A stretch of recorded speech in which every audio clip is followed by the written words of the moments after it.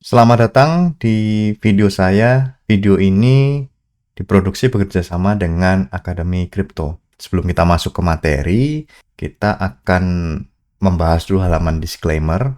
Jadi, semua informasi yang akan disampaikan atau disampaikan dalam video ini bukan merupakan ajakan untuk menjual atau membeli instrumen apapun, melainkan untuk tujuan edukasi semata. Jadi nanti ketika ada penyebutan sebuah produk, bukan berarti saya melakukan endorsement terhadap produk tersebut, melainkan semata-mata untuk memperjelas konsep-konsep yang akan disampaikan.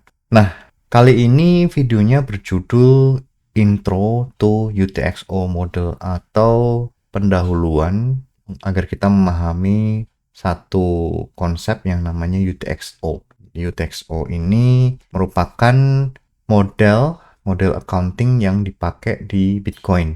Jadi kalau Anda pernah membuat transaksi Bitcoin atau pernah melihat transaksi Bitcoin, itu artinya Anda sedang mengamati atau sedang membuat transaksi yang berbasis UTXO, Unspent Transaction Output. Nah, itu singkatannya UTXO. Nah, kalau kita analogikan ya, UTXO, memang UTXO ini cukup aneh sebenarnya kalau kita lihat. Ini konsepnya mirip seperti penggunaan uang fisik. Bisa koin, bisa kertas. Bisa uang koin, bisa uang kertas. Pokoknya uang kartal ya, yang bisa kita raba. Entah itu yang logam atau yang kertas. Mau bentuk apapun, mau nilai berapapun, bebas. Yang penting ada uang fisik. Ketika kita mau bertransaksi, itu ada syaratnya kalau uang kertas ya. Jadi uang fisiknya itu harus diterima dulu dari pihak lain. Misalnya kita bekerja, kemudian kita menerima gaji dari kantor atau dari perusahaan. Ya kan? Sebelum dibelanjakan kan kita harus terima dulu kan? Itu. Atau ketika kita mendapatkan itu dari percetakan langsung, misalnya Peruri, atau dari Bank Indonesia misalnya. Nah itu bisa. Jadi dua kan, dua peluang, dua kemungkinan. Apakah kita menerima itu dari perusahaan atau menerima dari orang lain, atau kalau kita masih sekolah kita menerima dari orang tua, atau kalau kita mengambil ATM, misalnya ATM Bank Indonesia dan kita andaikan gitu ya. Nah itu juga bisa terjadi. Artinya uangnya baru sama sekali belum pernah dipakai. Nah kalau uang yang kita terima dari perusahaan kan uangnya lama ya. Ya meskipun itu bentuknya baru tapi kita anggap asumsikan ini uang lama yang sudah pernah dipakai. Kemudian kalau kita mau berbelanja misalnya ke supermarket itu kita harus pilih dulu mana yang akan kita belanjakan. Uang fisik mana yang akan kita belanjakan. Misalnya kalau kita mau membayar senilai Rp25.000 misalnya. Itu kita bisa ambil 20 ribuan satu lembar, kemudian 5 ribuan satu lembar. Atau 10 ribuan 2 lembar, 5 ribuan satu lembar. Alternatifnya ada juga 50 ribuan satu lembar, nanti kita akan dapat uang kembalian. Atau 100 ribuan satu, nanti kita dapat kembalian Rp75.000. Jadi uang fisik ini kita serahkan ke penerima. Artinya kan terjadi penyerahan barang. Jadi kita tidak bisa kalau misalnya kita membayar dengan uang 50 ribuan untuk membayar 25.000 kan kita nggak bisa potong, kita nggak bisa sobek menjadi dua bagian, kemudian satu bagian kita serahkan ke penerima, kan tidak bisa. Yang bisa kita lakukan adalah uang satu lembar 50 ribuan itu kita serahkan, kemudian si penerima akan menyerahkan kembali uang kembalian sebesar Rp25.000. Artinya yang Rp50.000 tadi harus 100% dihabiskan. Nah, nanti UTXO model juga demikian, gitu ya. Nah, nanti akan kita lihat seperti apa. Jadi, uang fisik yang sudah kita serahkan itu kan berpindah kepemilikannya kan. Dari kita, tadinya milik kita, sekarang sudah milik si penerima. Entah itu kasir, entah itu siapa, anak kita, atau karyawan gitu ya. Nah, itu bisa terjadi perpindahan kepemilikan dari kita ke orang lain. Kalau kita lihat nanti UTXO juga sama gitu ya. Tadi kan terjadi perpindahan kepemilikan, misalnya 50 ribunya serahkan sepenuhnya. Nanti UTXO juga, jadi transaction outputnya tadi juga diserahkan ke orang lain. Nah, kalau kita terjemahkan ke dalam UTXO ya, tadi kan kita bermain analogi berupa uang fisik. Kalau kita kembalikan lagi ke konsep asli UTXO, UTXO sendiri adalah unspent transaction output, yang tadi kita sudah analogikan UTXO sebagai uang fisik, koin atau kertas di dalam dompet, gitu ya. Jadi kita harus memilih dulu uang kertas mana yang akan dibelanjakan. Kemudian setiap transaksi itu menghabiskan UTXO. UTXO-nya harus diserahkan semua, harus dihabiskan atau harus dikonsumsi 100%. Sama seperti kalau kita menyerahkan uang 50 ribuan, padahal kita hanya membayar 25 ribu rupiah. Nanti uang kembalian itu merupakan uang baru atau uang yang berbeda gitu ya, uang yang berbeda. Sama juga dengan UTXO. Konsepnya nanti akan diciptakan UTXO baru dari transaksi yang kita ciptakan. Artinya nanti akan muncul dana yang diserahkan ke orang lain berapa, dana yang kembali ke wallet kita berapa, itu bisa ditentukan di dalam sebuah transaksi. Nanti untuk memperjelas ada diagramnya yang akan kita bahas. Nah, kan tadi kita mendapatkan UTXO baru, atau kalau kita analogikan lagi uang kembalian ya. Kita membayar 50 ribuan, kita akan mendapatkan kembalian sebesar 25.000 karena kita kan berbelanja sebesar 25.000. Uang baru tadi yang baru kita terima tadi, 25.000 rupiah, itu bisa kita belanjakan lagi.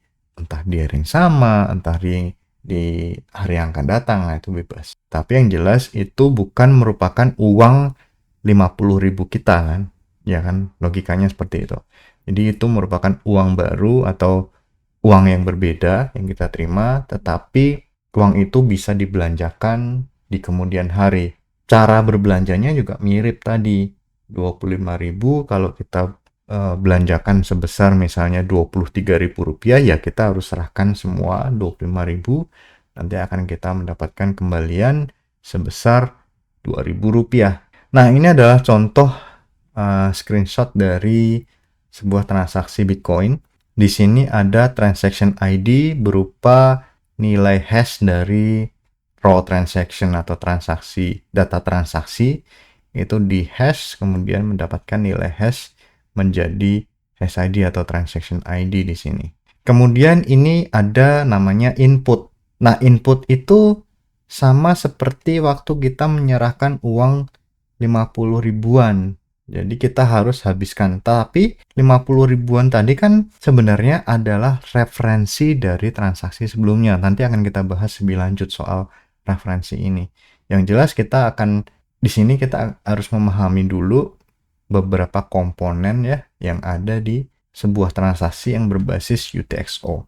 Ada transaction ID tadi, kemudian ada input untuk dihabiskan, kemudian ada namanya output, yaitu merupakan yang biasanya output index yang pertama itu merupakan indeks output yang diserahkan ke orang lain. Kemudian yang output index kedua biasanya akan kembali ke wallet kita sendiri. Biasanya seperti itu, tetapi tidak ada aturan mutlak. Tidak ada aturan baku output mana yang harus dipakai untuk membayar orang lain. Itu tidak ada. Ini biasanya sesuai dengan implementasi wallet masing-masing.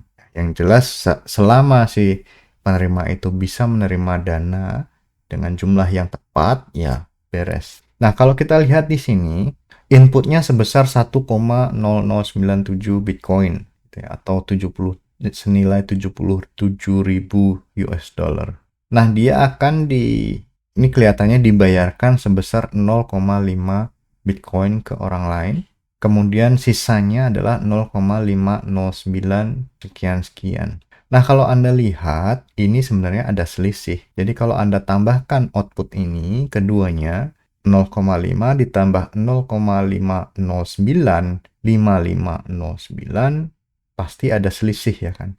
Selisihnya mana? Kelihatannya adalah antara 9716 dan 95509. Jadi selisih tadi akan diambil oleh miner sebagai biaya transaksi gitu atau fee. Jadi ini fee-nya adalah 0,000166600. Jadi mestinya kalau dua output ini ditambahkan fee akan menghasilkan input. Biasanya seperti itu, tapi silahkan dicoba sendiri, dibuktikan sendiri. Jadi sebenarnya fee-nya itu tidak disebut di sini. Biasanya kalau di transaksi Bitcoin, fee-nya itu tidak disebut secara eksplisit. Dia merupakan pengurangan dari input dikurangi total dari nilai output, akan mendapatkan fee. Nah, itu caranya untuk menghitung berapa nilai fee dari sebuah transaksi Bitcoin. Nah, kalau meskipun di sini ada detailnya ya, tapi ini merupakan penghitungan atau hasil perhitungan dari Bitcoin Explorer, bukan dari transaksi aslinya. Jadi transaksi aslinya tidak ada. Nah, kalau kita lihat di sini UTXO di transaction sebenarnya mirip juga ya. Jadi ada input, kemudian ada output ya. Ternyata di sini ada dua output 0 dan output 1. Nah, output 0 ini dibelanjakan di TX1, sementara output 1 dibelanjakan di TX2 sebagai input. Jadi yang tadi output akan bertindak sebagai input di transaksi baru, demikian juga dengan output 1 akan bertindak sebagai input di TX2 ya. Nanti dia akan menghasilkan output 0 di TX1, kemudian output 0 sama juga akan bertindak sebagai input di transaksi berikutnya. Ini kan sama seperti uang tadi, uang fisik tadi ya. Dari yang 50.000 kita belanjakan 25.000 ke orang lain, kita akan dapat kembalian 25.000. Kemudian 25.000-nya kita belanjakan sebesar 23.000. Kemudian kita akan mendapatkan kembalian 2.000 rupiah. 2.000 rupiah tadi akan kita bayarkan ke tukang parkir. Jadi habis uangnya gitu. Nah, kalau kita lihat di sini struktur transaksi di UTXO kan kita bisa lacak histori dari transaksi Bitcoin. Ini kan jadi kelihatan. Output 0 itu yang kalau misalnya di sini ya. Di sini artinya kita bisa melihat kembali ke transaksi atau histori transaksi sebelumnya. Karena di sini ada dua input ya kan. Input 0 dan input 1. Keduanya kita bisa lacak kembali. Oh, ternyata di TX4 dan TX5 itu merupakan input yang sama di sini TX2.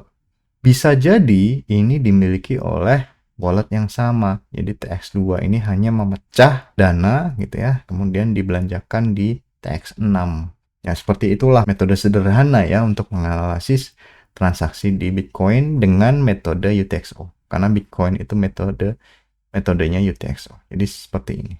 Nah, kemudian tadi sebuah input itu merupakan referensi. Ya, jadi kalau Anda mau menghabiskan sebuah output itu merupakan, jadi Anda harus menyebutkan transaction ID dulu, kemudian indeksnya. Jadi output index 0 ini.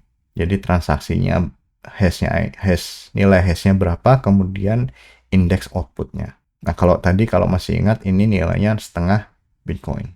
Nah, itu model referensinya. Jadi formatnya atau rumusnya adalah transaction ID titik 2 output index. Biasanya seperti itu kalau kita mau melakukan programming manual ya, rumusnya seperti ini. Tapi nanti kalau di transaksi mentahnya ya tidak seperti ini nanti.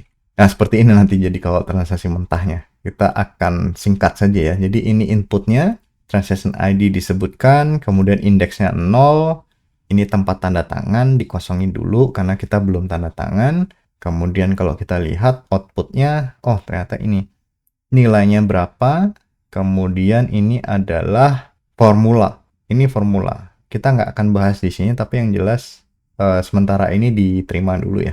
Formula, kemudian output indeks kedua. Jadi jumlahnya berapa, kemudian ini formula. Jadi ini adalah bentuk dari raw transaction. Jadi, bentuknya seperti ini. Sampai di sini video saya kali ini. Mudah-mudahan ada pengetahuan atau ilmu baru yang bermanfaat buat kita semua. Sampai jumpa di video-video berikutnya. Terima kasih.